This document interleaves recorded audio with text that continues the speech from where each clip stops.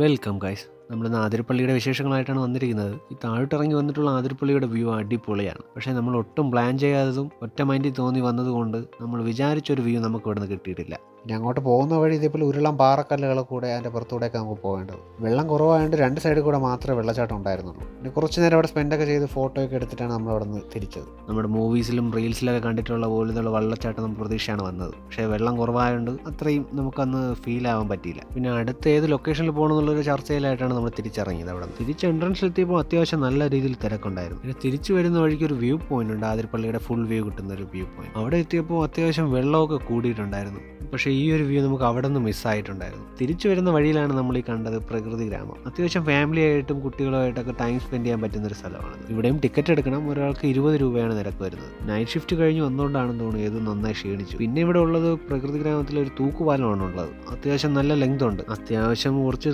Time spend ചെയ്യാൻ പറ്റിയ ഒരു സ്ഥലം തന്നെയാണ്. മുട്ടൻ വെയിലത്ത് ആ പാലത്തിൽ കൂടെ നടക്കുന്ന ഒരു ഫീൽ അത് വേറെ തന്നെ. അവിടെ നിന്ന് ഇറങ്ങിയ ശേഷം നമ്മൾ യാത്ര അവസാനിപ്പിച്ച് ട്രിവാൻഡ്രത്തേക്ക് തിരിച്ചു. മറ്റൊരു വീഡിയോയുമായി പിന്നെ കാണാം. അതുവരേക്കും ബൈ.